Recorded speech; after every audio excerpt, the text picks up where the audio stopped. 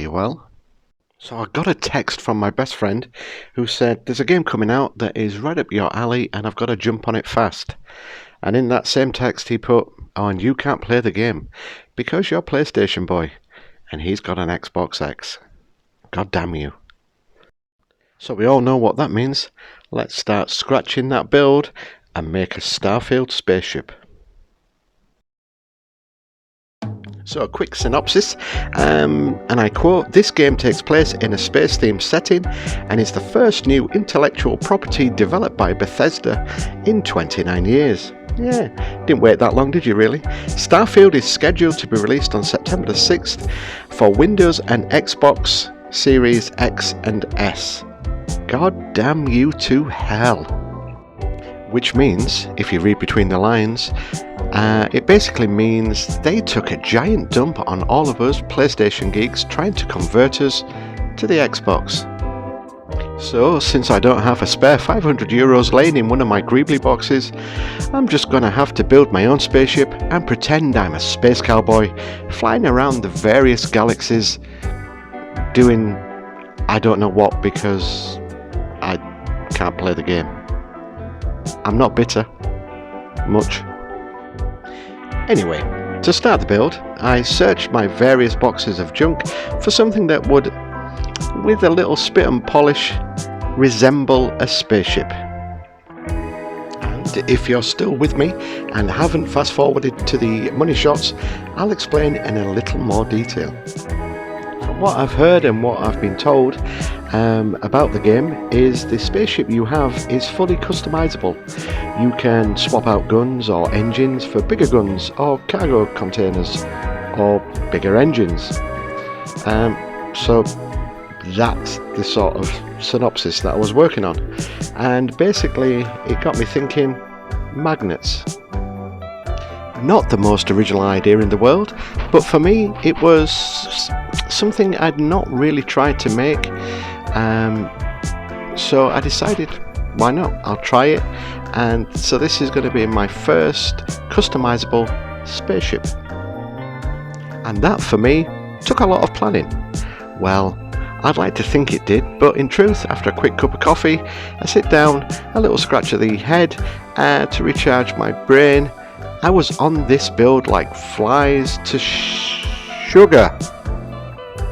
I bought some cheap magnets off Amazon, had to wait 2 full days for them to deliver a huge box which could have fitted Gwyneth Paltrow's head in it, and yes, myself and the other half did reenact the what's in the box scene before I calmly pulled out a small white padded envelope to reveal tiny magnets.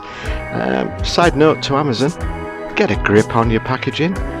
The size of the box was ridiculous.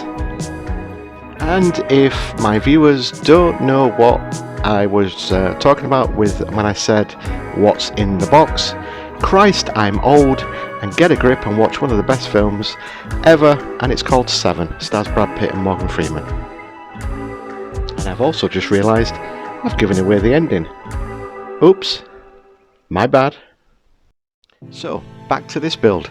Sorry about my rambling, but thought you might need a little backstory, and if you're still with us, well done.